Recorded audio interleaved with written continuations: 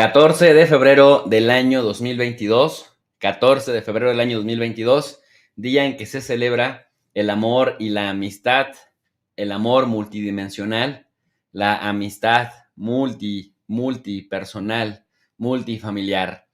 Felicidades a todas las personas que están celebrando, que tienen un gran o una gran amiga o un gran o una gran cantidad de amigos. Y también felicidades a todas las personas que no solamente dedican el 14 de febrero para dar amor y brindar una amistad sincera. Dicho lo anterior, les quiero comentar que hoy 14 de febrero del año 2022, muy tempranito, el canciller Marcelo Ebrard Casaubon ponía en sus redes sociales, publicaba en sus redes sociales la siguiente imagen que están viendo en pantalla, recordándonos que hoy cumplimos 50 años de muy buenas relaciones con la República Popular China. Y agrega, vean los edificios iluminados con nuestros colores nacionales para celebrarlo. Nuestra gratitud y buenos deseos al pueblo y gobierno chinos. Y es que en China, mis queridos alumnos digitales, tuvieron el detalle de en las principales ciudades iluminaron con los colores mexicanos y pusieron tanto en chino como en español, castellano, que se estaban cumpliendo 50 años de la relación bilateral entre México y China, y los edificios de las principales ciudades chinas se adornaron de verde, blanco y rojo, por un lado, rojo por el lado chino, rojo con amarillo, y tricolor, el tricolor mexicano. También el canciller, por su parte, recordó que en México, en reciprocidad y en correspondencia a ello mismo, también iluminaban en colores rojo y dorado el recordar que México y China celebran sus 50 años de extraordinarias, dice Marcelo Ebrard, relaciones bilaterales en Guanajuato, en Zacatecas, en la bellísima ciudad de Guadalajara. Miren qué hermoso luce el Teatro Degollado, qué bonita lucen algunas de nuestras más hermosas ciudades, el Ángel de la Independencia, allí en la Ciudad de México, justamente para recordar este tostón de años en las relaciones bilaterales con el gigante asiático, la próxima potencia hegemónica del mundo, la que arrasa prácticamente en este momento en el comercio internacional y también ya en tecnología. No hace mucho hablar de los productos chinos era hablar de productos de baja calidad. Hoy hablar de productos chinos es hablar también de la calidad que los bolsillos de la gente permitan. Mis queridos alumnos digitales, Marcelo Ebrard también recuerda en sus redes sociales que hoy se celebra el 55 aniversario del Tratado de Tlatelolco, que creó la primera zona libre de armas nucleares en el mundo, América Latina y el Caribe. Les comparto este dato como dato cultural porque francamente es muy interesante. Si alguno de ustedes tiene una cuenta en Twitter, si ustedes también navegan en Twitter o Twitter y se dan una vuelta a la cuenta del canciller Marcelo Ebrard Casaubon, deben de saber que México lideró este acuerdo para hacer de América Latina una zona libre de armas nucleares. Hoy se celebra el aniversario número 55. En razón de ello, déjenme les doy otro dato cultural para que lo tengan anotado. Ya espero que tengan su lápiz y su papel ahí a la mano para que tomen nota. Pero García Robles es el único diplomático mexicano y uno de los pocos latinoamericanos en recibir un premio Nobel de la Paz. ¿Por qué? Pues justamente porque encabezó los esfuerzos de este tratado de Tlatelolco para que pues se declarara a América Latina y el Caribe como una zona libre completamente de armas nucleares. Y bueno, pues ahí también, si hacen clic en la cuenta Acervo Diplomático, se echan un clavadito, van a revisar, pues nos dan una probadita de cómo se ve el tratado. Miren, imagínenselo, hace 55 años que no había internet, que no había computadoras, pues hacían todo a máquina. Seguramente muchas de las personas que nos están escuchando les llega la nostalgia y recuerdan que esta letra se hacía con la máquina, que se escuchaba así como preámbulo en nombre de todos sus pueblos, interpretando fiel sus anhelos y aspiraciones. O sea, había que meterle, sin albur, había que meterle todo el dedo para que pudiera plantarse bien ahí las palabras con la máquina. Pues mis queridos alumnos digitales, hoy justamente en el canal de Tu Profe de RI hablamos de las relaciones México-China, la relación bilateral en muchos aspectos. Así que vayan por su lápiz, vayan por su pluma, traigan su libreta, su laptop, su tablet y tomen nota, porque aquí empieza nuestra clase. Comenzamos.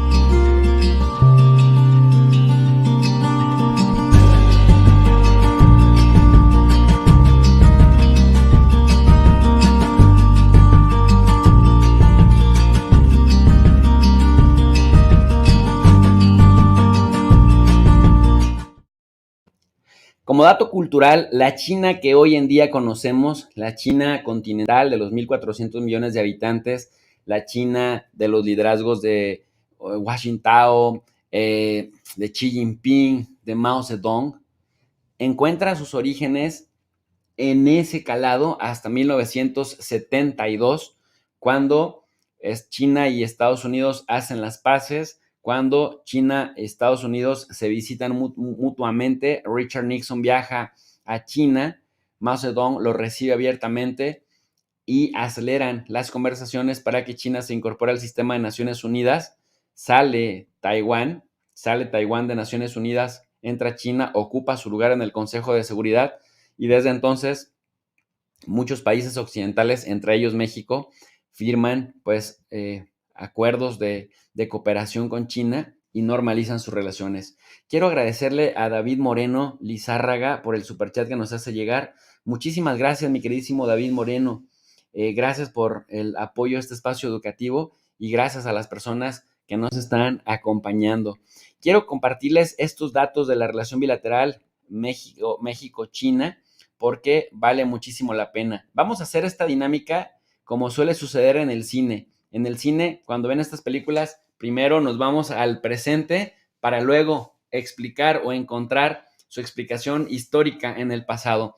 De acuerdo con la Secretaría de Relaciones Exteriores de México, eso hay que decirlo muy claro, la fuente, siempre hay que citarla, ante todo, la Secretaría de Relaciones Exteriores de México señala que a casi 50 años del establecimiento, en este caso ya son 50 años del establecimiento de las relaciones diplomáticas entre México y China, y a 8 años de haber sido elevado el nivel de relacionamiento a la Asociación Estratégica Integral, la vinculación entre China y México es más sólida que nunca. En materia económica, la labor de promoción del comercio y la inversión ha sido constante en esta embajada. China se ha convertido en el primer socio comercial de México en la región de Asia-Pacífico. China es la entrada para México a la región de Asia-Pacífico, es su segundo socio comercial en el mundo y su segundo mercado de exportación. Así que, a ver, vamos a recordar entonces. China es hoy en día el primer socio comercial de México en la región de Asia-Pacífico. Es el segundo socio comercial a nivel mundial, solo por detrás de Estados Unidos. El tercero es Canadá y es su segundo mercado de exportación.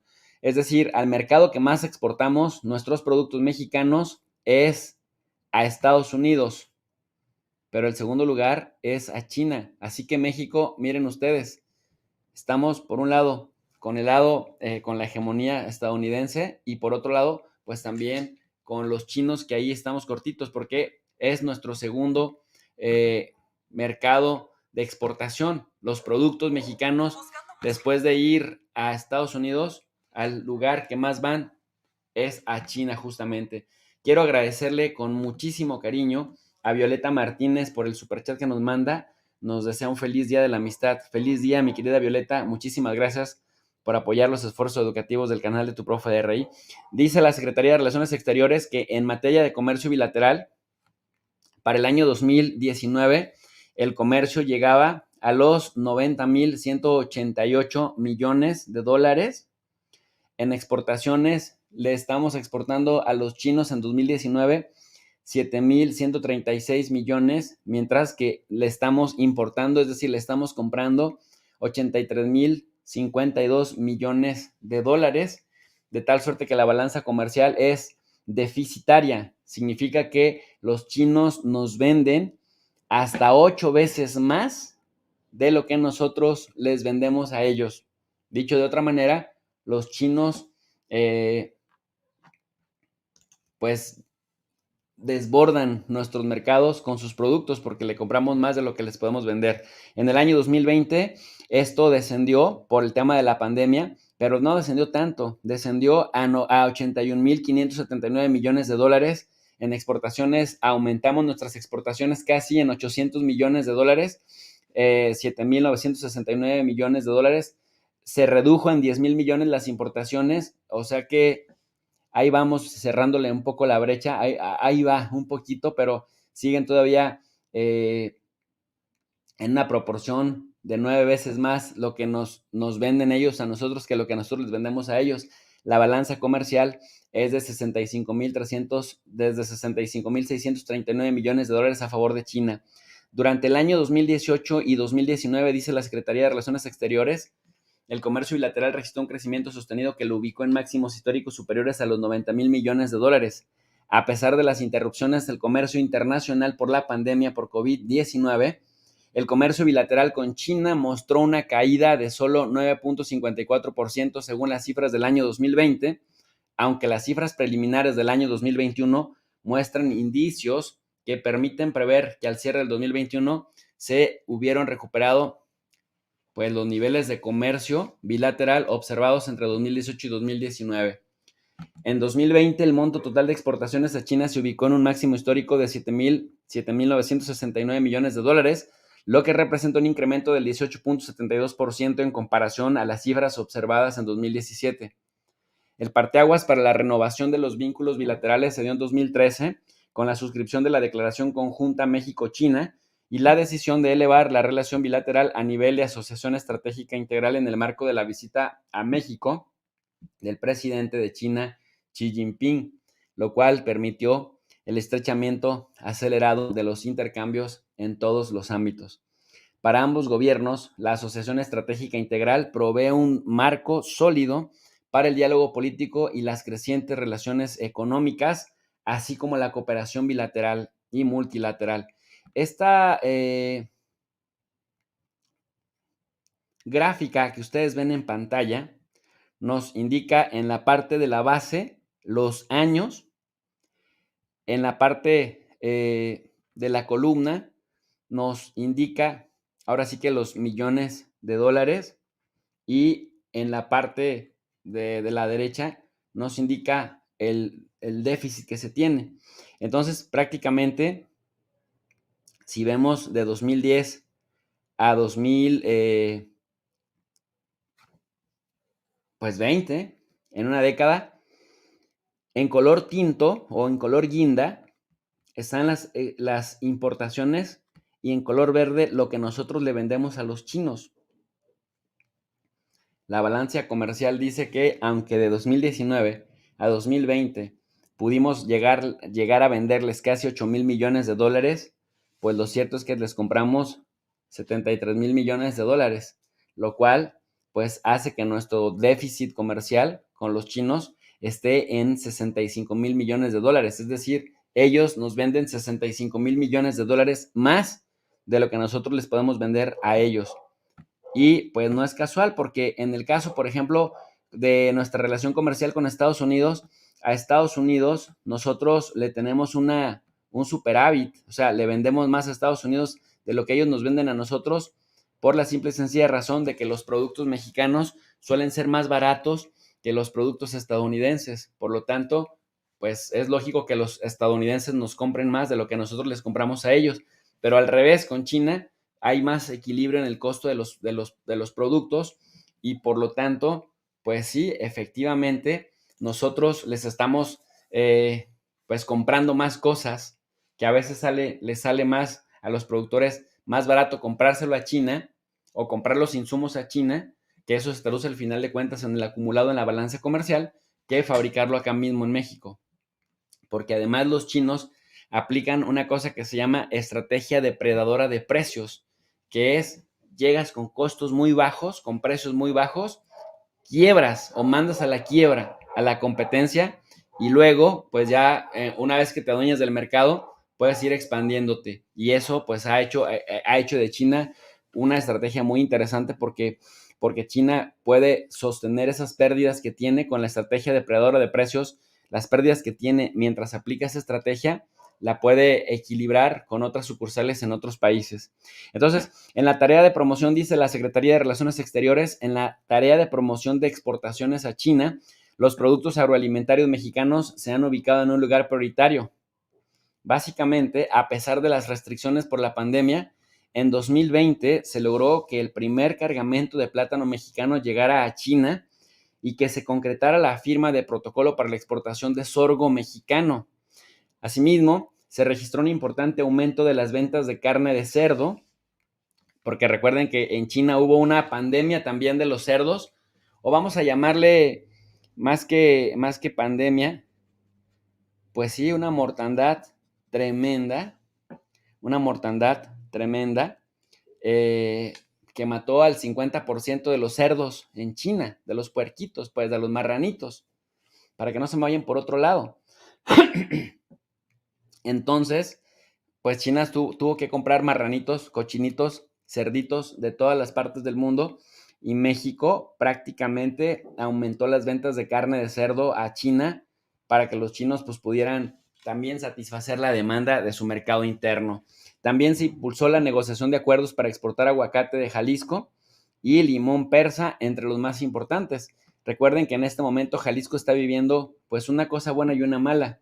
La cosa buena es que Jalisco se está convirtiendo, junto con Michoacán, en una potencia internacional aguacatera. El problema es que lo está haciendo a costa de que están contaminando sus, pues, sus montañas en donde antes había pinos, ahora ponen aguacates, sobre todo en el sur de Jalisco, en Ciudad Guzmán, Jalisco, en Zapotiltic, ¿no? En sus municipios, en la Sierra del Tigre, en las faldas del volcán, el Nevado de Colima, y pues es chévere por el lado de que están generando trabajo, pero es triste por el lado de que tú te subes a una montaña a ver el paisaje y prácticamente se ve pues emplasticado el medio ambiente. En cuanto a promoción de inversiones a México, la embajada ha realizado esfuerzos para consolidar la agenda de inversión, facilitando un diálogo constante entre potencias inversionistas y gobierno federal y los gobiernos estatales, así como mediante la realización y participación en diversos seminarios de promoción en inversiones. Se destaca que la inversión extranjera directa procedente de China ascendió a 173 mil millones de dólares en 2020. No, 173 millones de dólares, sí, eso es correcto, 173 millones de dólares en 2020, con lo que esta YET acumulada de enero de 1999 a marzo del año 2021 se ubicó en 1.542 millones de dólares. Ahí sí, miles. Y bueno, si me siguen, entonces, ¿cómo están los datos de nuestro país? En este sitio web, en Data México, el gobierno de México comparte los siguientes indicadores. Que México, para el año 2020, de acuerdo al último censo, México tiene una población de 126 millones 14 mil habitantes o 14 mil 24 habitantes, que tiene unas ventas internacionales para el 2020 de casi 400 mil millones de dólares, unas compras internacionales de 380 mil 696 millones de dólares, es decir, tenemos un déficit en la balanza comercial, es decir, hemos vendido 20 mil millones de dólares más de lo que hemos comprado, lo cual habla bien, una balanza comercial favorable. Sí se acuerdan, ¿no? Que hemos hablado muchas veces de cuál es la diferencia entre el déficit y el superávit. Cuando hablamos del déficit, es cuando tus ingresos son más poquitos que lo que gastas. Cuando hablas de superávit, es que tus ingresos son más altos que lo que gastas y eso te permite estar en superávit, te permite tener ahorro porque finalmente tienes un sobrante acumulado. La población económicamente activa de nuestro país, es decir, si somos 126 millones de habitantes, tenemos una población económicamente activa como usted y como yo que podemos trabajar y que producimos de 57.685.733 personas. La tasa de desempleo se redujo al 4.27%. Recuerde que en Estados Unidos es de 3.9%, nada más para ir comparando que esto con nuestro principal socio comercial.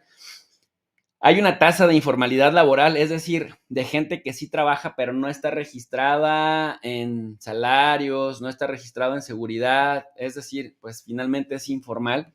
Una tasa de informalidad laboral del 55.8%, o si lo vemos de la siguiente manera, es que de todos los trabajos que generan ingresos en nuestro país, 55.8% son informales. Otro dato, cuando dicen que México no atrae inversión extranjera directa porque como pues con López ya se está, yendo México a ser Venezuela, entonces no hay inversiones. Y miren, la verdad es que la inversión extranjera directa aumentó de 22,000 millones a 24,832 millones de dólares. O sea, que lo que dicen estos panuchos, los paniaguados, cabeza hueca, es mentira, porque la inversión extranjera directa alcanzó para 2021 los 24,832 millones de dólares, teniendo un Producto Interno Bruto de unos 24,500 billones de pesos. ¿Cómo la ven desde ahí?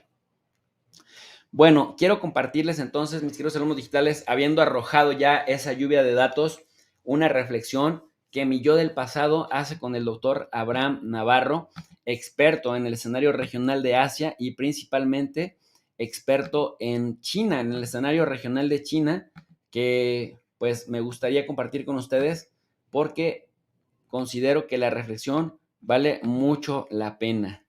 Así que, si me permiten,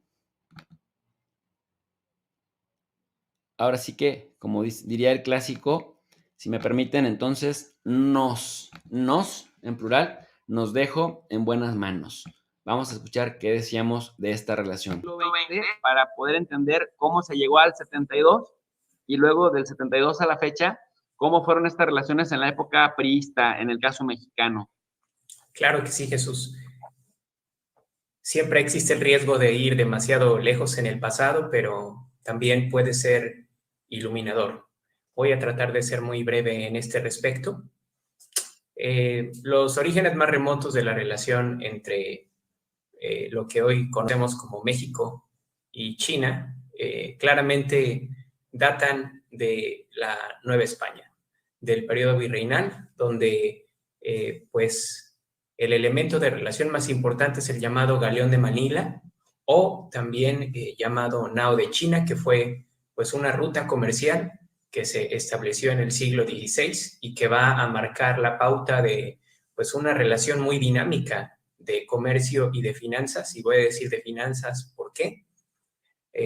Es de esta forma, dado que pues una buena cantidad de la plata que se originaba en México y también en el Perú iba a parar a esta embarcación que partía del puerto de Acapulco hacia el lejano oriente, y de regreso pues traía muchos productos que por supuesto eran muy demandados en esta parte del mundo. Este es el elemento más importante en el virreinato.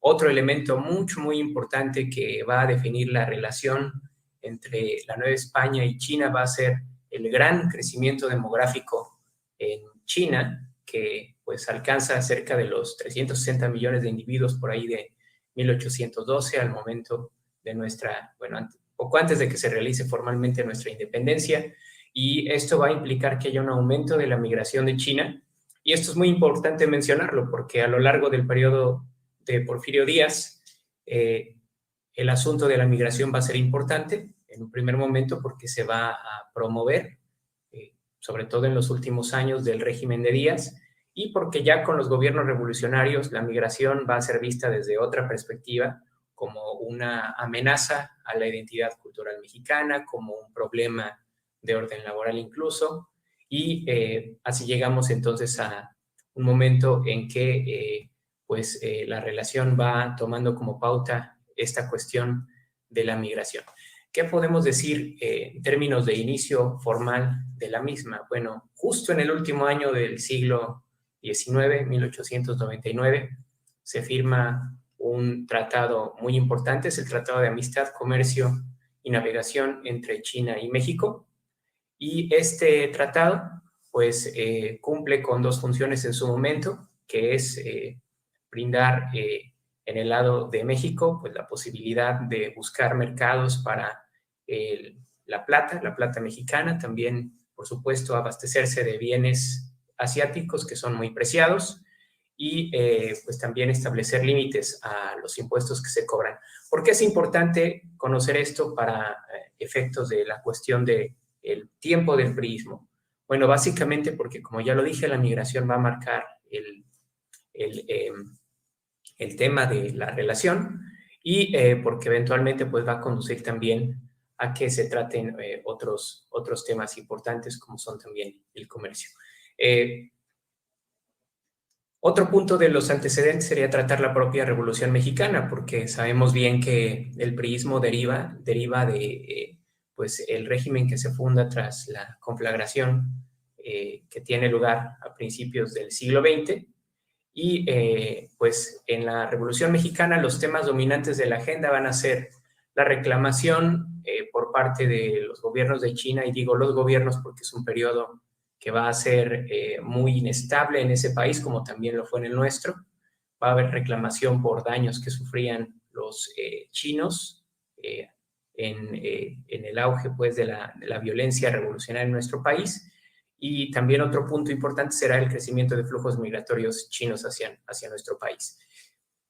Podemos decir que cuando comienzan a instaurarse grupos que dominan el territorio mexicano en la Revolución Mexicana, la forma como se va a apreciar la migración china va a ir cambiando.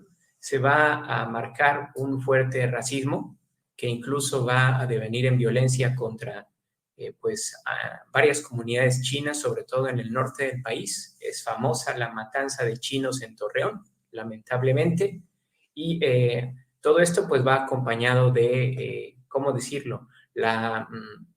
No la aprobación, pero sí en cierta manera,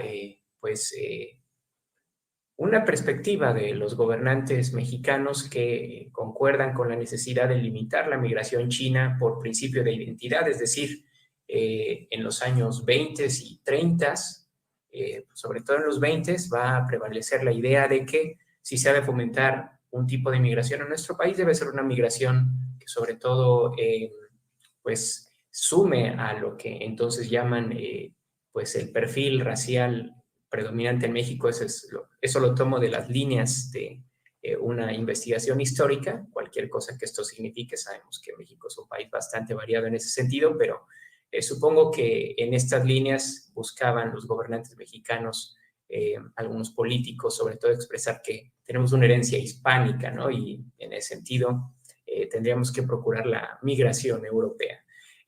Se ve con un sentido negativo esta migración china, en contraste con el periodo porfirista, donde se veía a los chinos como pues, un tipo de gente industriosa que podía contribuir al poblamiento de varias áreas del país que necesitaban poblarse y, por supuesto, al progreso industrial del país.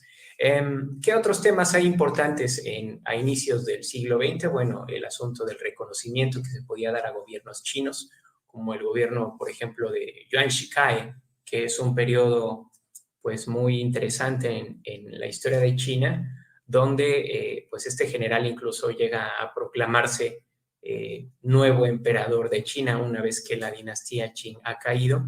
Hay que decir que estas dificultades de los cambios de régimen, además de, por otro lado, una ausencia de intereses materiales concretos entre México y China, que va a ser pues un factor que continuará a lo largo de las décadas, incluso hasta 1949, cuando se funda la República Popular China.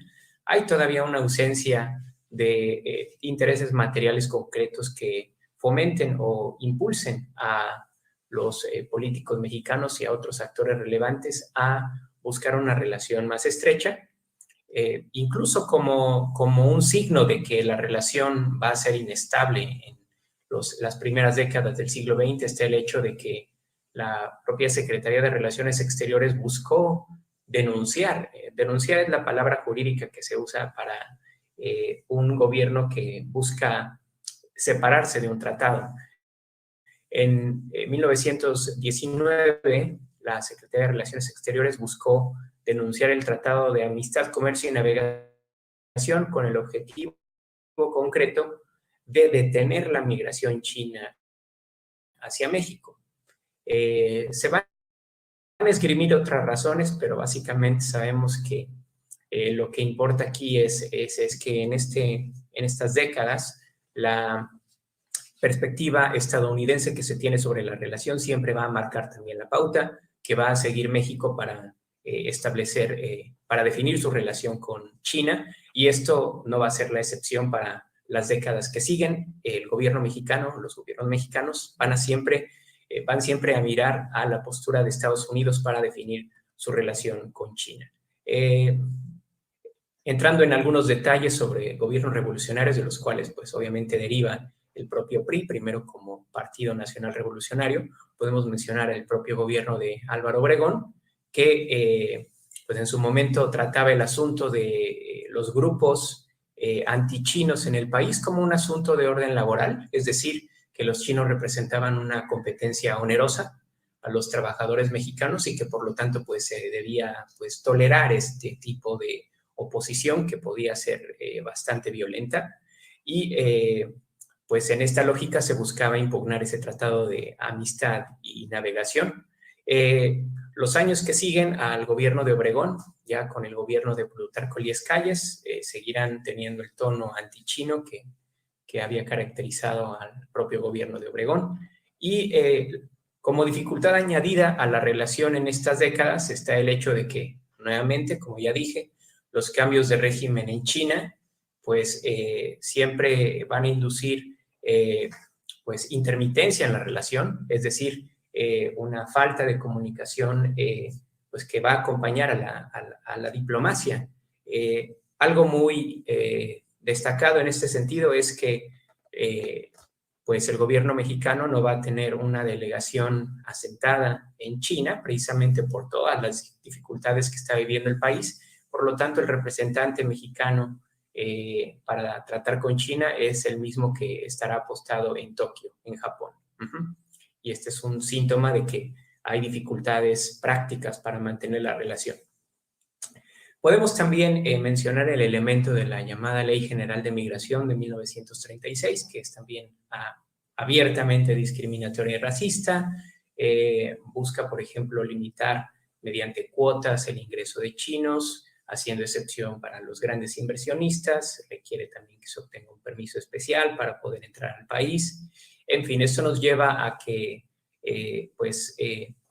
se va a lograr la firma de un nuevo tratado con China hasta 1944, que bueno, básicamente se trata de un tratado que se firma a la luz de que otros países han venido tratando o estableciendo tratados con China. Recordemos que para 1944, bueno, aquí valdría la pena especificar un tanto porque es un periodo un poco complejo de la historia de China, pero en 1944 quienes están en el poder todavía son los llamados nacionalistas, que desde 1912 han venido estableciendo gobiernos de corte republicano, y con sus altibajos, por supuesto, por el propio poder acumulado de señores regionales, por las invasiones de Japón a China, por supuesto, pero bueno, los nacionalistas son los que van a dominar China, pero ya para el año de 1944 pues hay un conflicto con los comunistas,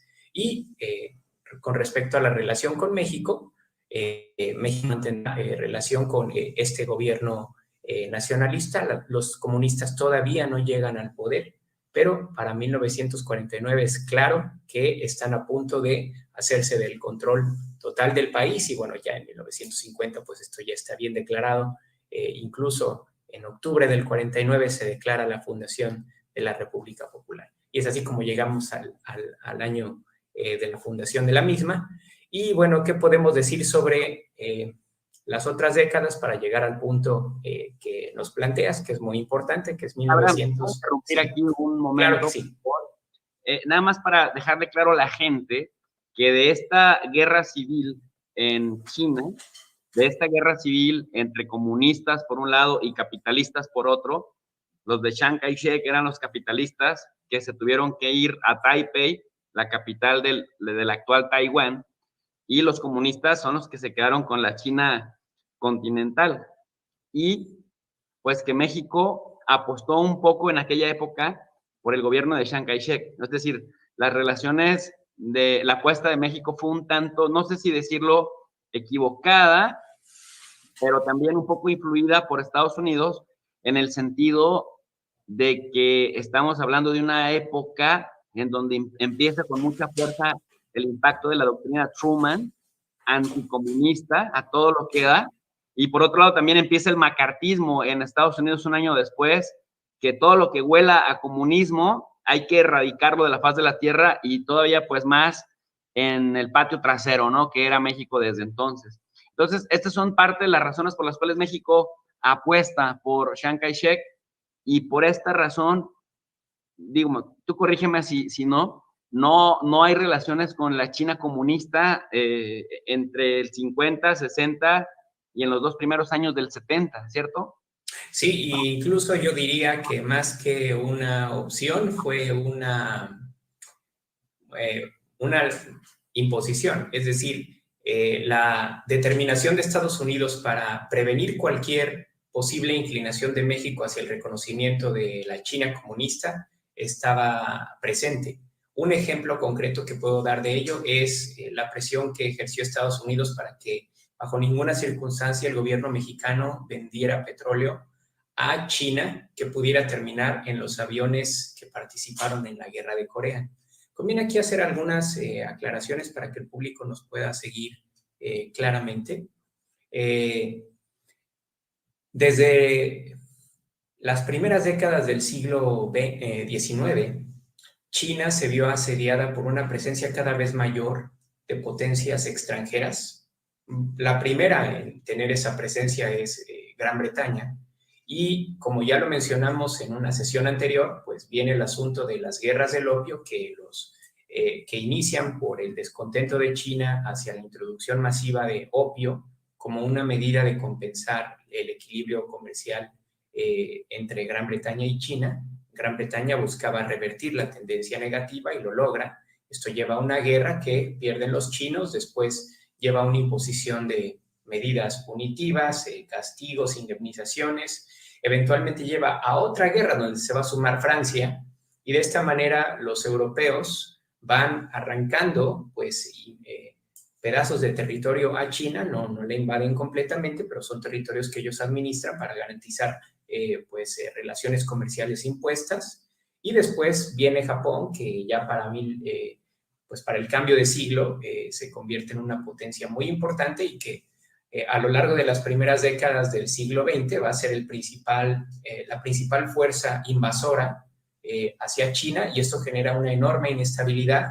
El país solo logra estabilizarse en cierta forma con los nacionalistas que hacia mediados de los años 20 del siglo XX logran reunificar al país, pero hay condiciones muy graves que derivan de la invasión japonesa, que generan inestabilidad e incluso gran corrupción en el gobierno nacionalista dirigido por Chiang Kai-shek. Y esto solo va a terminar, va a pasar la Segunda Guerra Mundial, incluso ya al final de la Segunda Guerra Mundial se retoma un conflicto civil que había con los comunistas. En su momento, comunistas y nacionalistas se habían aliado contra los japoneses. Cuando termina la Segunda Guerra Mundial, la guerra civil continúa.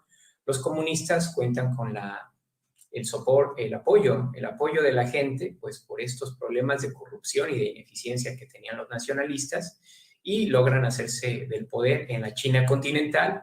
Los nacionalistas escapan a la isla de Taiwán con la protección del ejército estadounidense, básicamente. De otra manera no habrían sobrevivido, y es así como llegamos a dos gobiernos que proclaman ser la China auténtica, el gobierno en Taiwán de los nacionalistas y el gobierno de los comunistas en la China continental.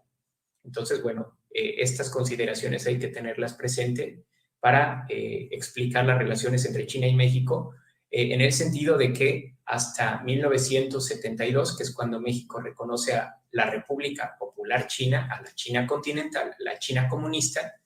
Hasta ese momento, pues antes, formalmente solo se tenía relación con la China en Taiwán, que formalmente se llama la República de China, por presión de Estados Unidos. Estados Unidos siempre estuvo encima para procurar que México no cambiara de reconocimiento. Y así llegamos a 1972. Espero no haberme extendido tanto. Estuvo perfecto el matiz, doctor, porque luego la gente cree que hablar de China es hablar de la misma China, sin cambios políticos, sin cortes políticos, sin intervención de potencias extranjeras. Es magnífico que comentaras de los británicos, porque solo así podamos entender el tema Hong Kong. Ahora, es magnífico que hablaras también de las potencias europeas que quieren invadir China, por ejemplo, pues Portugal, que se queda con Macao en el sur, y bueno, también Francia, que está ahí enclavada en la parte de Indostán, que también se va acercando a Vietnam, y desde Vietnam llega también a la frontera con China. Entonces China no era el gigante que es, solamente territorial y demográfico, pero cualquier país europeo de medio pelo le faltaba el respeto, le cortaba sus rutas comerciales, tenían más tecnología, obviamente. Entonces está maravilloso el énfasis, doctor, porque también eso nos permite entender por qué México no tenía relaciones con esa China pobre, con esa China demográficamente grande, pero que no tenía una China rural, atrasada, que militarmente tampoco era tan fuerte, y que presionado por Estados Unidos, México no se podía acercar a los comunistas en Asia, y menos porque había una cosa que se llama lobby chino, que en realidad era un conjunto de empresarios estadounidenses, más que ser un lobby chino, que apoyaban a Taiwán, o sea, apoyaban a la China Taipei, y que esta China Taipei, que ahora es Taiwán, pues fue la que hizo parte de Naciones Unidas hasta 1972 justamente. ¿Y por qué? Sería la siguiente pregunta, doctor. México entonces no va a reconocer a esa China, sino reconoce a Taipei. Del 49 al 72, digamos que está apostando por la China pequeñita, pensando que probablemente ganaría la guerra civil o ganaría la China continental, pero ya vimos que no. Pero en el 72 ocurre algo que le cambia, que le da el giro a nivel internacional al papel de China, pues incluso en el sistema internacional, como un jugador de orden internacional, y que también genera que México pueda, sin dejar del todo su relación con Taiwán, o bueno, sí la deja un poco, porque pues un prerequisito para reconocer a China es que la reconozca como una sola China. Pero, ¿qué pasa en el 72, doctor, a nivel internacional, que hace que en todo el mundo empiece a reconocer a China y que incluso China entre a la ONU? Sí, es una pregunta muy interesante. El factor principal, a mi entender, es la reconsideración por parte del gobierno de Richard Nixon de la importancia de acercarse a la China comunista por su tamaño demográfico, y también hay que decirlo porque pues para entonces ya es un país con arma nuclear, y es importante acercarse a los chinos para hacer contrapeso a la Unión Soviética. Estamos en pleno auge de la Guerra Fría.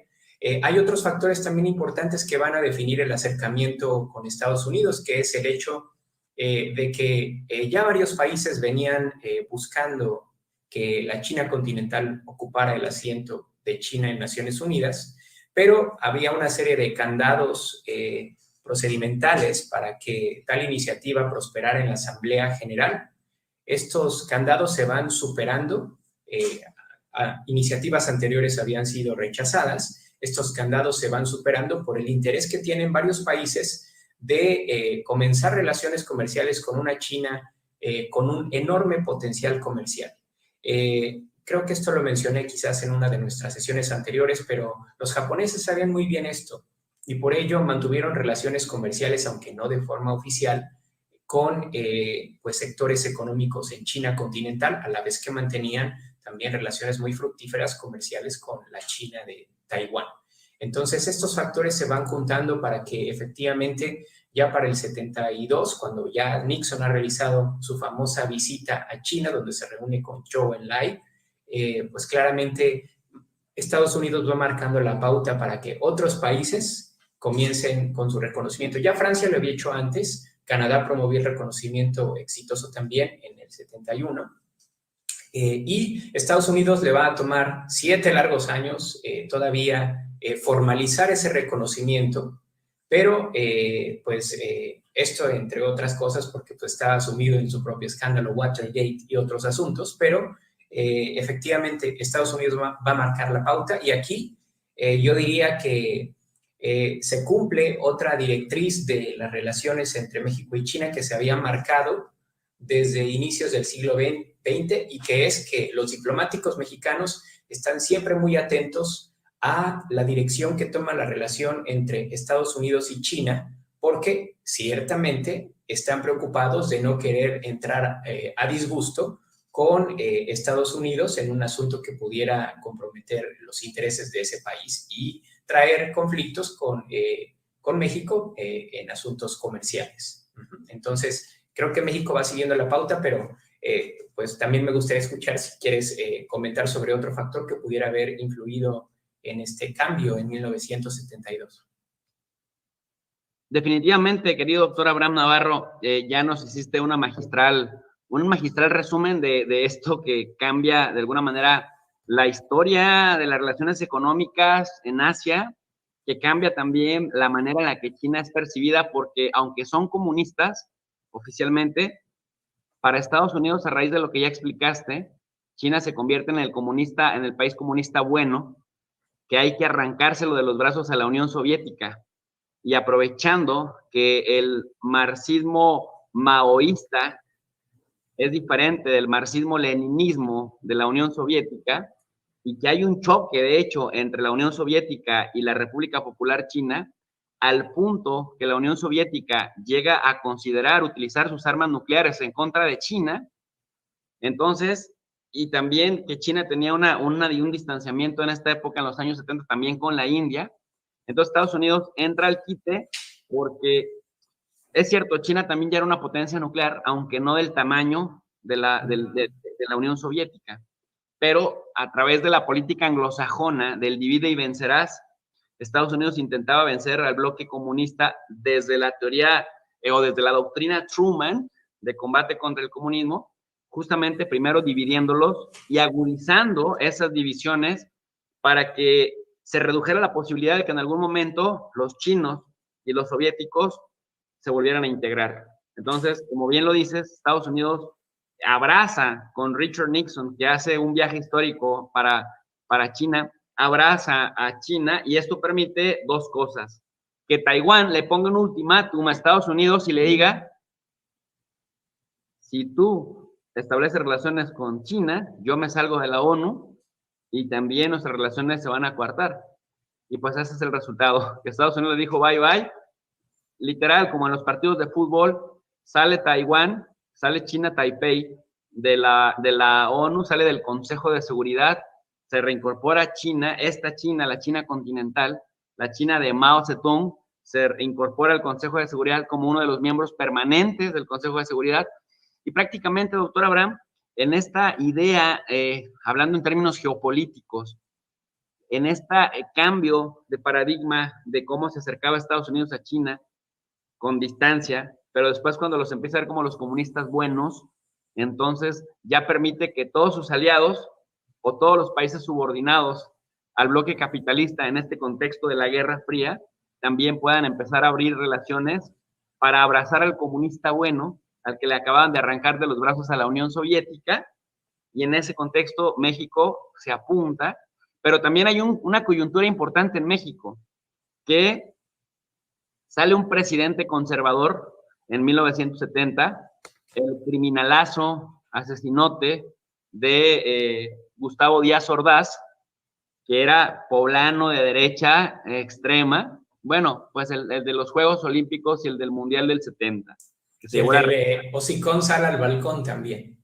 El chango Hocicón sale al balcón, que se sintió orgulloso de la masacre de Tlatelolco del 68, y entra el que era su secretario de Gobernación a la presidencia, Luis Echeverría, que aunque priista, que aunque también conservador, termina por impulsar una agenda de izquierda, y cuando se habla de populismos en América Latina, siempre hablan de Luis Echeverría como un caso paradigmático.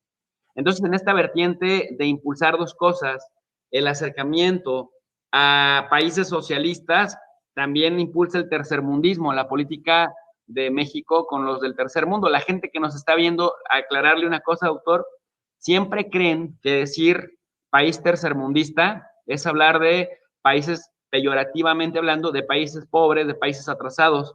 Muchas veces se malinterpreta el concepto tercermundista porque se saca de contexto, pero el contexto real en el que surge la palabra tercermundismo o el tercer mundo es justamente en la coyuntura de la Guerra Fría, en donde se creía que el primer mundo era Estados Unidos, el bloque capitalista, el segundo mundo era el bloque comunista, pero había los que no se identificaban con uno ni con otro, o no se querían subordinar ni a los capitalistas liderados por Estados Unidos, ni a los comunistas liderados por la Unión Soviética, y se les conocía como los no alineados o como los países del tercer mundo. De ahí la idea del tercermundismo. Aquí entraría la ex Yugoslavia, la India, Egipto, ¿no?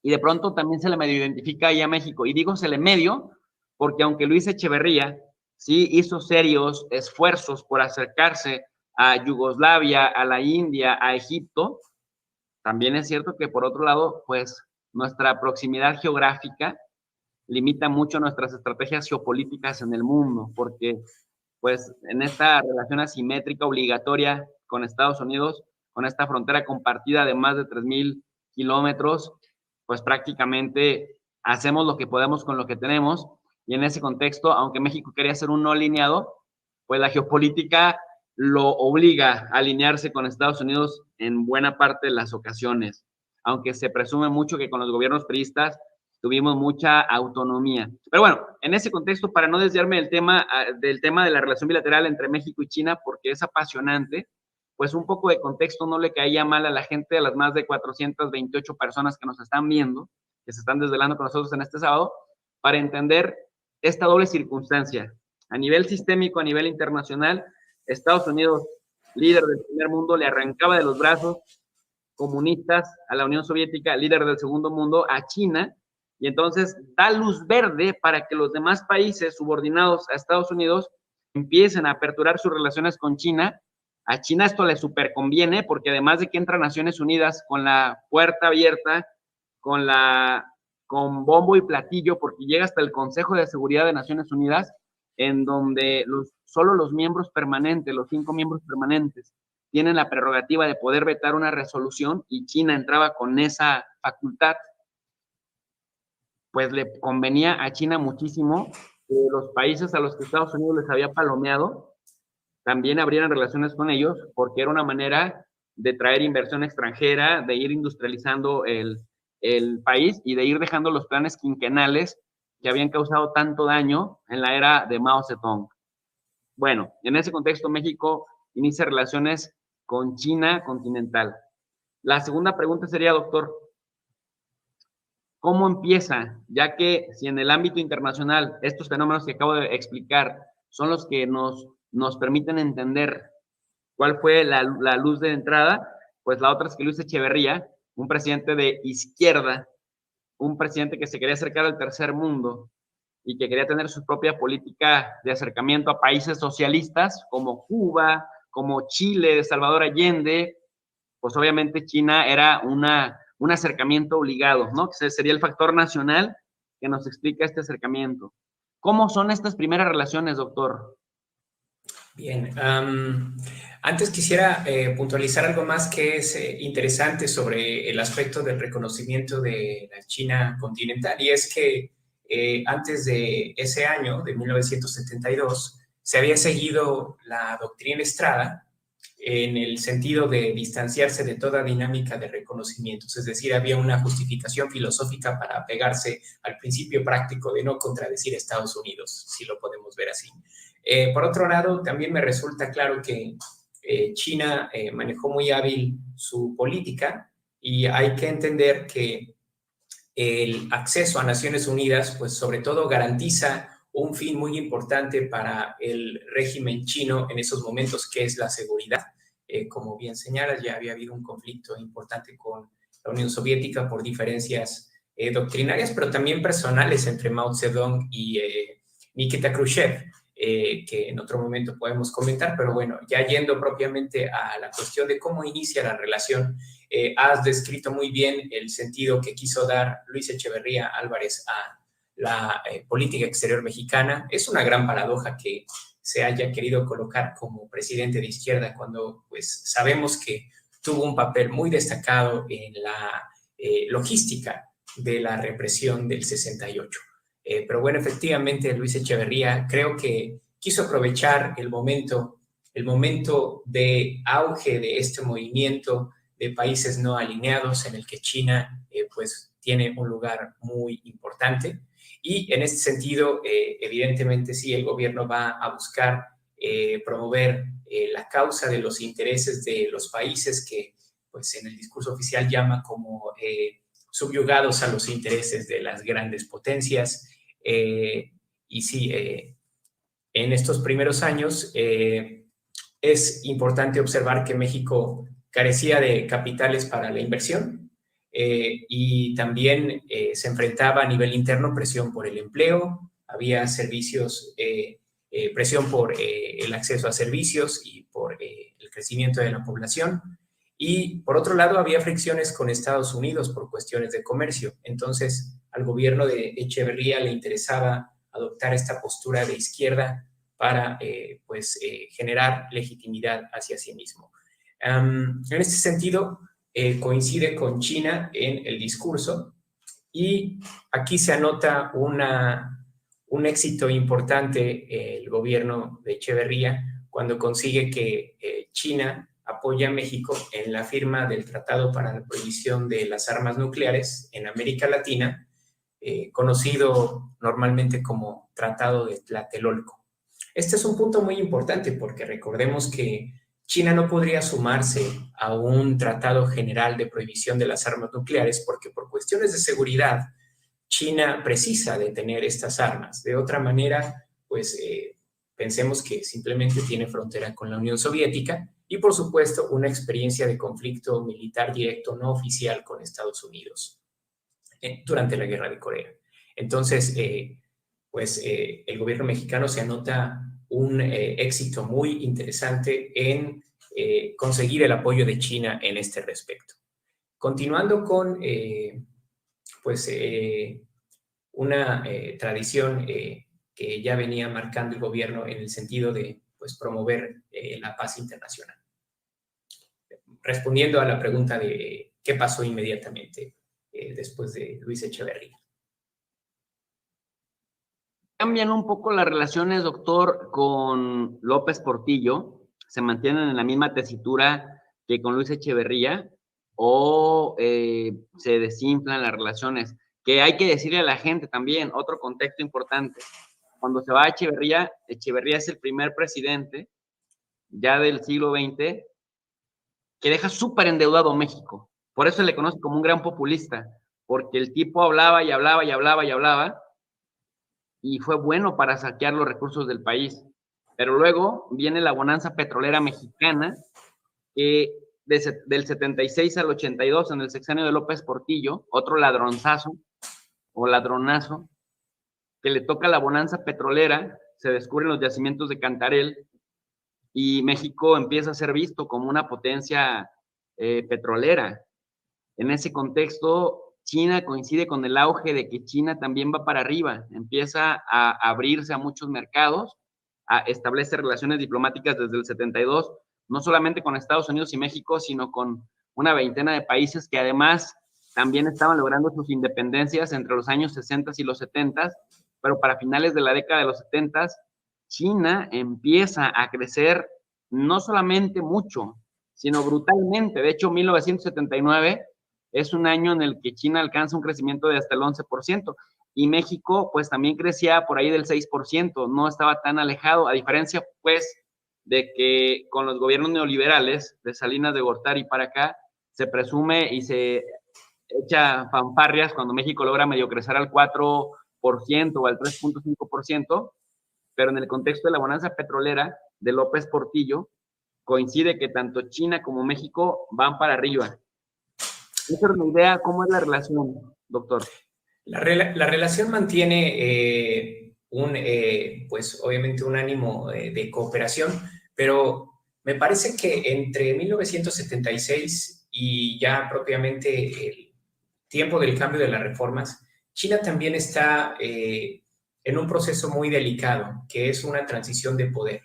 Esa transición de poder está marcada por la muerte de Mao Zedong en 1976 y por la contradicción que existe entre el grupo de liberales chinos que van a promover precisamente las reformas de finales de 1979 que van a conducir al vertiginoso crecimiento económico, contra una élite política cercana a Mao, y entre ellas se cuenta a la última esposa de Mao, que buscaban mantener a raya las reformas económicas. Y en ese sentido creo que este momento delicado va a hacer que la relación con México no tenga un gran carácter.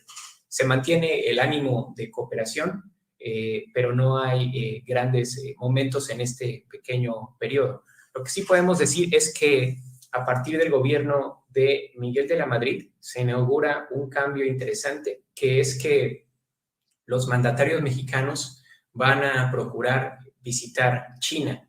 Y en ese sentido también se inaugura pues un periodo en el que no solo los presidentes, sino también secretarios de Estado van a tener un intercambio más fluido con autoridades de su mismo nivel en China. Y en ese sentido, pues se van a dar, por supuesto, intercambios de distinto orden, por ejemplo, de orden técnico o respectivos al campo, también al sector agrícola, o también se van a negociar pues la participación en exposiciones de distintos tipos, como exposiciones de artesanías, y por supuesto se van a fortalecer los intercambios académicos. Y esto en lo que respecta al periodo anterior, inmediato, a lo que podríamos llamar el neoliberalismo en México. Fíjate, doctor, a mí se me hace una tragedia que cuando nosotros empezamos a tener relaciones comerciales, empezando por las relaciones diplomáticas con China, ahí por el año de 1972, y toda esa década de los años 70, México además venía del milagro mexicano, en donde crecíamos incluso al 7%, en donde si eras un profesor clase mediero, podías tener un carro, podías tener una esposa y 7 hijos, y tener una casa en Polanco, ¿no? Y 3 esposas, tal vez. O 3 esposas. Pero tenías capacidad, tu dinero, decían los abuelos, el peso valía, tu dinero tenía valor, tenías poder adquisitivo. México ya era una sociedad industrializada, hay que decirle a la gente que nos está escuchando, o sea, crecer al 7% de nuestro Producto Interno Bruto es hablar de una economía solvente, el milagro, por eso le llamaba el milagro mexicano. La gente que nos está viendo, es más, déjame les hago una pregunta. Amigos, amigas, si ustedes ya tenían en esta época, en 1972, entre 10 y 15 años de edad, platíquenos aquí en el chat, por favor, cómo era la vida en términos económicos. Si vivían en la ciudad, cómo era la vida en la ciudad y cómo era la vida en el campo. Era próspera, como dicen los libros de historia, con el milagro mexicano. Era mejor que ahora en términos de la capacidad adquisitiva que tenía por familia, del ingreso por familia. ¿O cómo es? Yo les invito a que vayan dejando sus comentarios aquí en el chat para que nos vayamos acompañando en este proceso comunicativo 3.0, en donde no solamente los ponentes les enseñamos, sino también aprendemos de ustedes a través de la dinámica de interacción.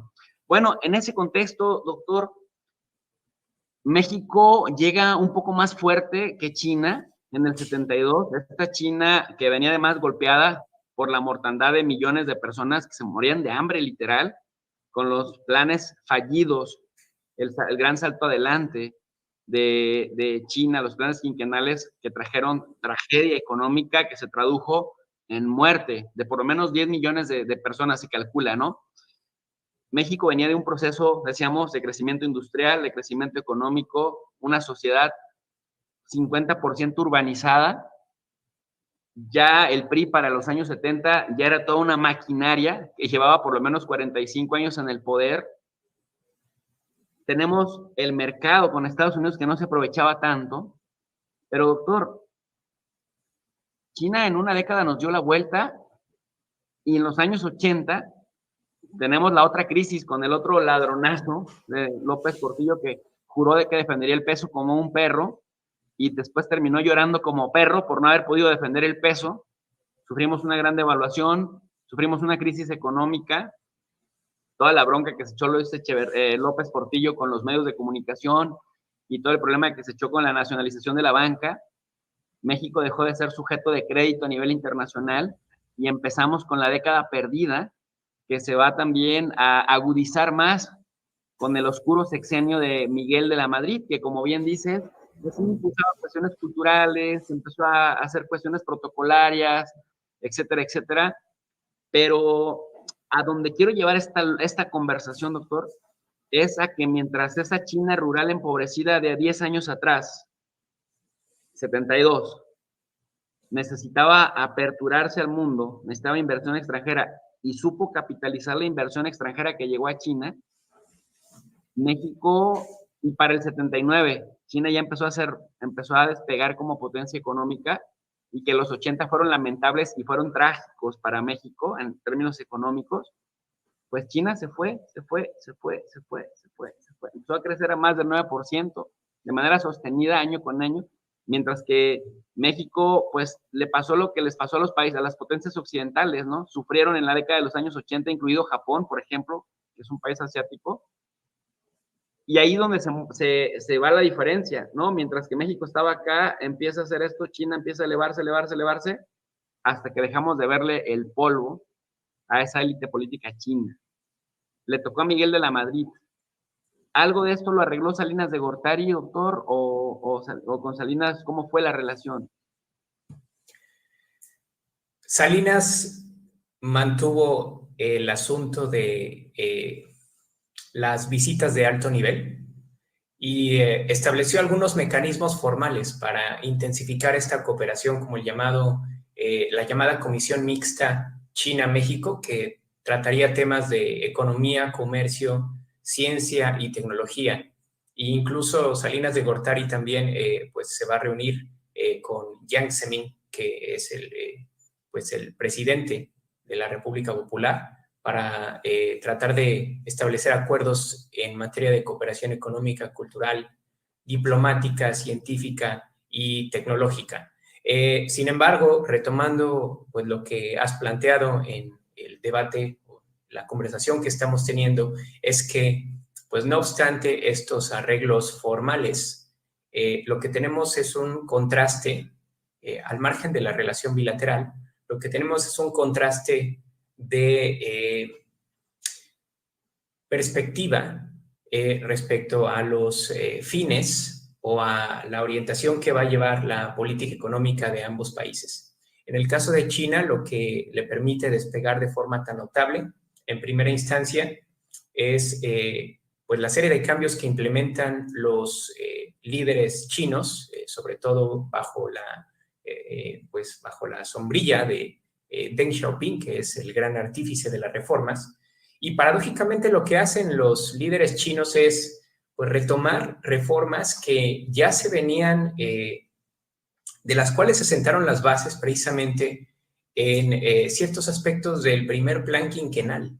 Y aquí quiero señalar algo interesante, y es que los planes quinquenales, el primero sobre todo, tenía perspectivas interesantes de racionalidad económica, de promover la iniciativa empresarial en China, pero esto se vio coartado por el poder grande que tenía Mao Zedong, y que siempre vio con recelo este tipo de aburguesamiento de la sociedad china. Lo que hace Deng Xiaoping, que era uno de los reformadores tempranos de China, que se vio prontamente limitado por el poder de Mao Zedong. Incluso Deng Xiaoping fue encarcelado.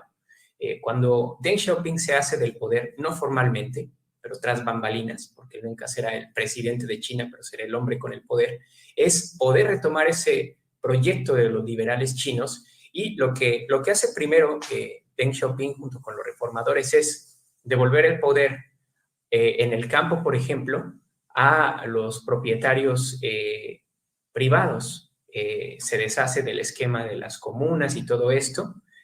También va reduciendo la participación del gobierno en todas las empresas que podríamos llamar, pues sí, de corte estatal. Va también promoviendo, en su caso, en un primer momento, las llamadas 4 modernizaciones que se enfocan en la ciencia y la tecnología, la educación, la industria, por ejemplo. Y esto va llevando también a que el gobierno central, por ejemplo, vaya descentralizando áreas tan importantes como la recaudación de impuestos y el aprovechamiento que se puede hacer de esos impuestos. Y esto genera competencias muy interesantes por crecimiento económico entre provincias chinas que se encuentran en la costa del este y del sureste.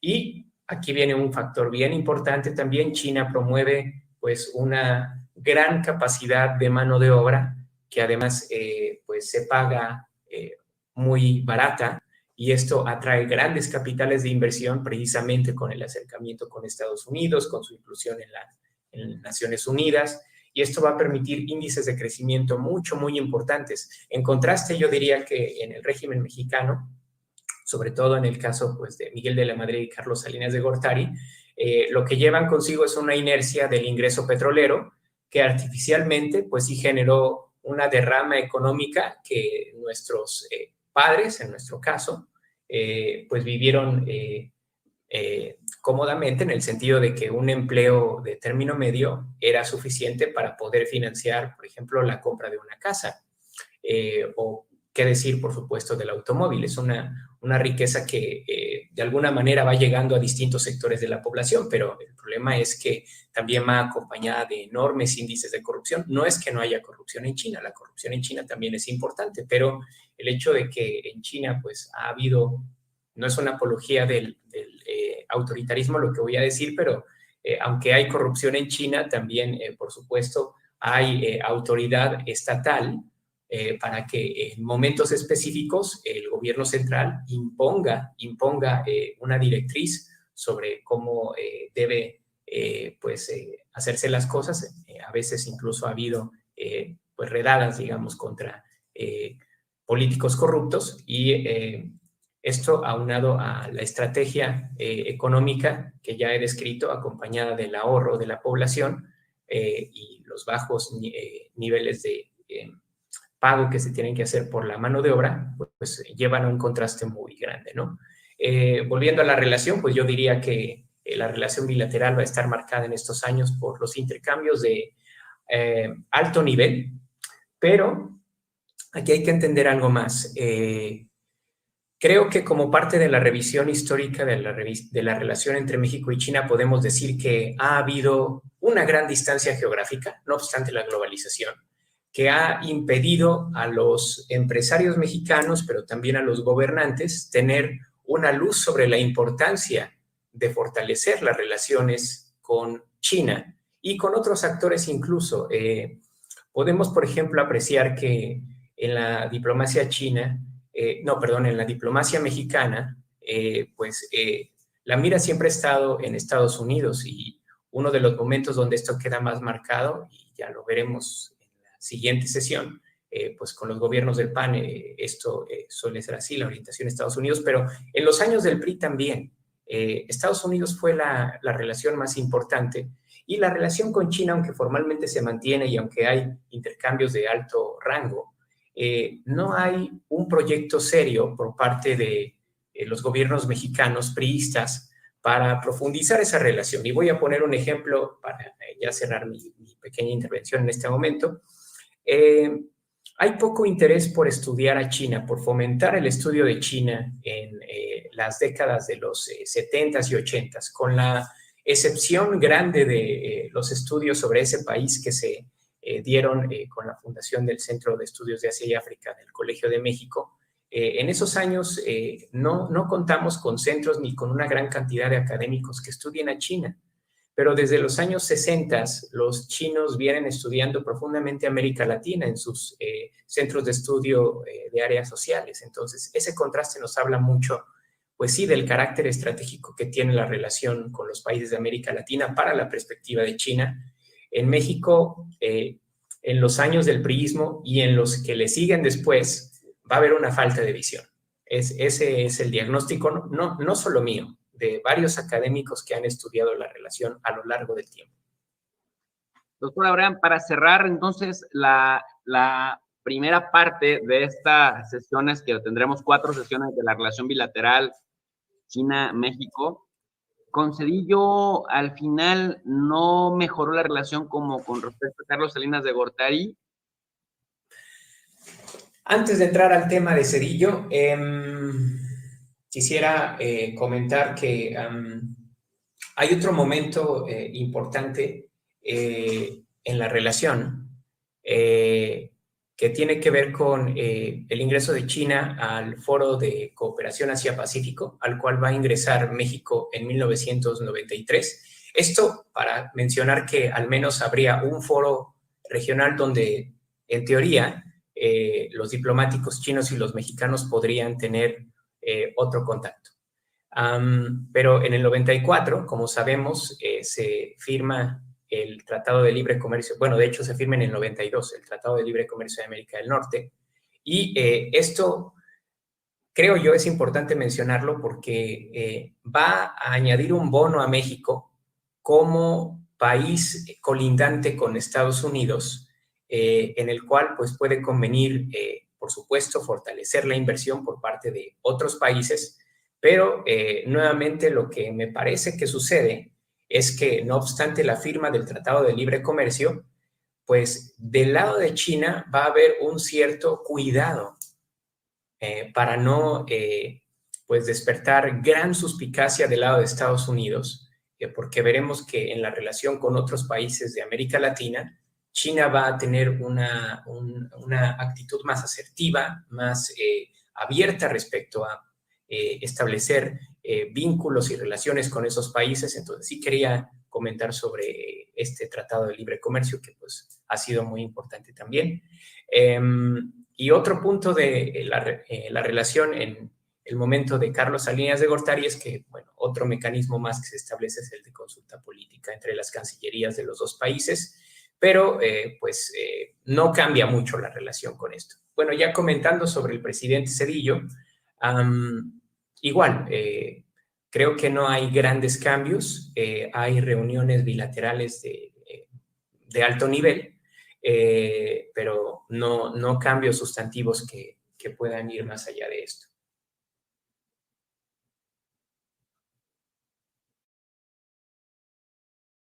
Complementar esto.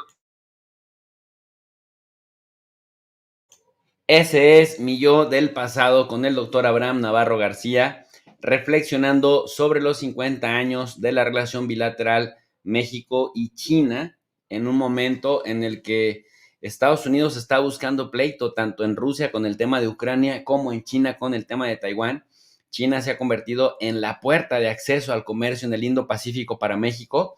Es el segundo socio comercial más importante después de Estados Unidos y es el segundo lugar en todo el mundo a donde pues tienen su destino final las mercancías que se producen en nuestro país. Sin embargo, aunque del año 2019 para el año 2020 aumentó casi en 10,000 millones, casi en 1,000 millones, en 1,000 millones de dólares las exportaciones, porque México pasó de 7,000 a casi 8,000 millones de dólares en exportaciones, la balanza comercial con China sigue siendo de menos 65,000 millones de dólares. Saludos a Bernardino Ortega, gracias Bernardino, dice excelente información, profe, gracias por educarnos. Muchas gracias, mi queridísimo Bernardino, por confiar en este espacio en donde queremos socializar la educación y el nivel de conocimiento. Para cerrar, les comparto un par de minutos lo que estaba ocurriendo en el sitio web oficial de Facebook del Senado mexicano, en donde también se conmemoran los 50 años de relaciones del gobierno México-China. No solamente somos nosotros, sino también en el Senado mexicano se está llevando a cabo esta sesión. Les comparto un poco para que escuchen más o menos que vean que el profe RI está a la vanguardia y que no le pedimos nada a ningún otro canal de relaciones internacionales, que de hecho son muy pocos y pocos son especializados. Así que, si les parece, vamos a escuchar lo que hay por acá. Diferentes, incluyendo la gran diversidad al interior de las dos naciones, por lo cual los esfuerzos deben enfocarse en profundizar el diálogo con el fin de dar respuesta al conjunto de complejidades derivadas del crecimiento de las actividades conjuntas y mejorar la capacidad para afrontar de manera articulada los esfuerzos de orden estratégico, táctico y operativo. Es uno de los grandes desafíos que enfrenta esta relación. Pero este acercamiento no debe ser solo producto de un acto cognitivo, sino el resultado de una acción política y moral. En el siglo pasado, Adler y otros estudiosos sobre el tema incorporaron el concepto de sinergia cultural como la posibilidad de que dos o más culturas puedan combinar sus fortalezas, conceptos y habilidades y de esa forma obtener soluciones aceptables para todas las partes. Para el éxito de cualquier proyecto conjunto se ponen en juego varios temas, pero por lo antedicho, uno fundamental es promover la competencia intercultural, generar confianza, construir mejores relaciones interpersonales y comprender las diferencias.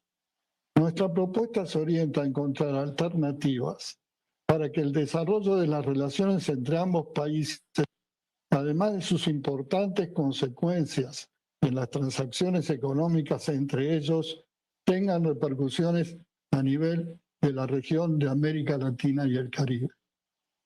Al respecto, si bien los vínculos con el área citada, que tanto el que tiene China como México, abarcan acuerdos de diversa naturaleza, incluyendo los de orden comercial, financiero, cultural, la Alianza Sino-Mexicana tiene una gran oportunidad para fortalecerlas a partir de la iniciativa de la Franja y la Ruta, que crece con la incorporación de nuevos países.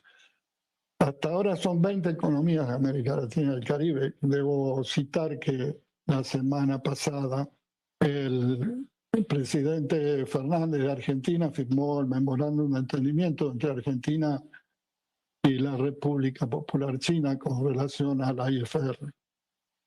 Para ello, numerosas actividades derivadas de la implementación de infraestructura que contempla la expansión de la IFR pueden realizarse en México, un país con alta competitividad y capacidad para desarrollar proyectos industriales. Destaco aquí, por ejemplo, los relacionados con los programas para las mejoras del sistema ferroviario, que es una de las propuestas de la IFR para varios países de América Latina y del Caribe, y también el desarrollo del transporte urbano con base en energía eléctrica.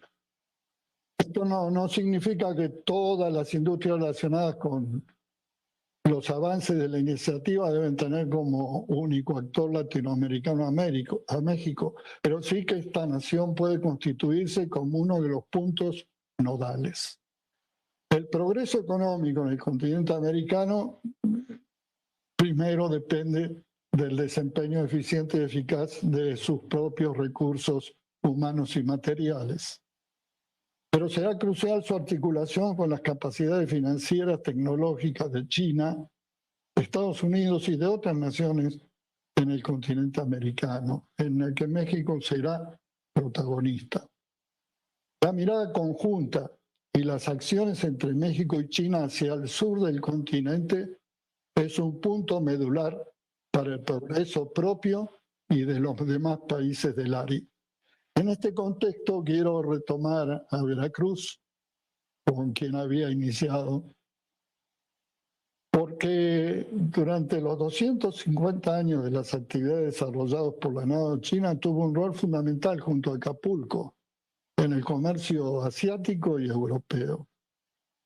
Por cierto, no solo el puerto, también las ciudades de Córdoba, Orizaba, Jalapa fueron lugares donde se registraron historias de encuentros entre las sociedades locales y las expresiones. Estamos viendo parte de lo que ocurrió esta tarde en el Senado de la República en México a propósito de la conmemoración de los 50 años de relaciones bilaterales México y China. Incluso la agencia de noticias Xinhua en español del gobierno chino, en su página principal, en su portada oficial, al lado del anuncio de los ganadores de medallas olímpicas de los Juegos de Invierno en Beijing 2022, ustedes ahí pueden verlo, destaca que los presidentes de China y México intercambian felicitaciones por 50 aniversario de lazos diplomáticos y también que China y México, como ustedes pueden ver aquí, que China y México celebran medio siglo de relaciones diplomáticas con objetivos y compromisos compartidos.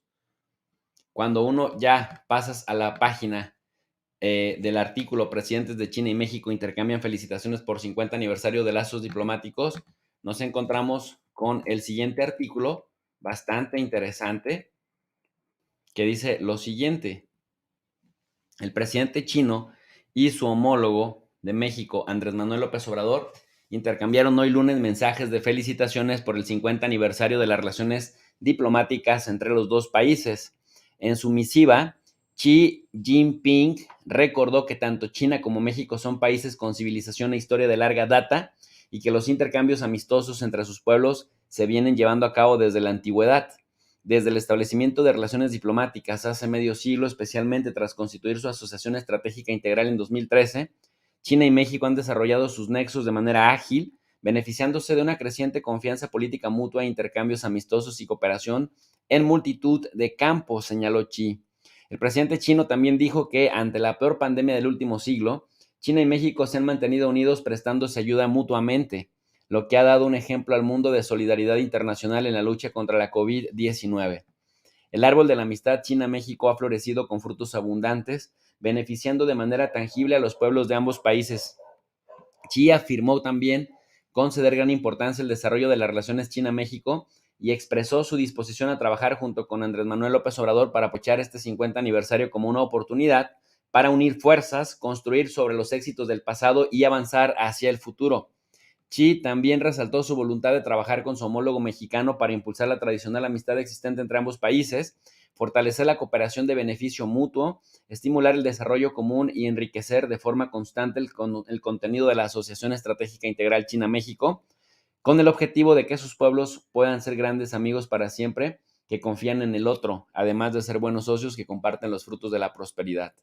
Por su parte, el presidente López Obrador apuntó que durante los últimos 50 años, México y China han forjado juntos una amistad inquebrantable y llevado a cabo intercambios amplios y una cooperación en política, economía, educación y otras esferas, tal como lo demuestra la lucha conjunta de los dos países contra la pandemia de COVID-19. La parte mexicana añadió y agradece sinceramente que recordará la ayuda y el apoyo mutuos de los dos países en la lucha contra la pandemia. La Asociación Estratégica México-China ha avanzado con el tiempo, se ha hecho cada vez más fuerte y ha beneficiado de manera constante a ambos pueblos, dijo y señaló que los dos países también han aunado esfuerzos para abordar desafíos a nivel regional y multilateral. Aseguró que cree con firmeza que los lazos bilaterales mantendrán un desarrollo estable y sostenido y mostrarán una nueva vitalidad. Bueno, para ponerle la cereza del pastel, China es el país de Asia que más ha invertido en México en los últimos 2 años. México se ha convertido en el primer socio comercial, ya desplazando por algunas milésimas a Brasil de China en América Latina. Cabe señalar que los principales socios comerciales de China son Estados Unidos, la Unión Europea, Japón, principalmente Japón y Taiwán, ¿no? Juntos representan el 72% de su comercio, pero en América Latina, México es el principal socio comercial, desplazando a Brasil, pero todavía con un déficit para México desfavorable de 65 mil millones de dólares. Si bien es cierto, también hay que recordar que un gesto que tuvo el presidente Andrés Manuel López Obrador con China, bueno, fue doble gesto en realidad. A inicios de la pandemia, cuando todos cerraron las fronteras para China, México fue de los pocos países que no hizo el ridículo y dejó los vuelos abiertos de China hacia México. Por otro lado, también cabe mencionar que cuando China necesitaba insumos para crear ventiladores, hospitales, mascarillas, etcétera, México fue de los pocos países en el mundo que allá por enero, por diciembre del 2019 y enero del año 2020, México apoyó a China. Posteriormente, cuando China fue de los primeros países en sacar una vacuna, la CanSino Bio, en producir mascarillas, en producir también trajes clínicos justamente para contener la pandemia, ventiladores, etcétera, pues China le devolvió el favor a México y le surtió de todos los insumos necesarios para el tema de la pandemia.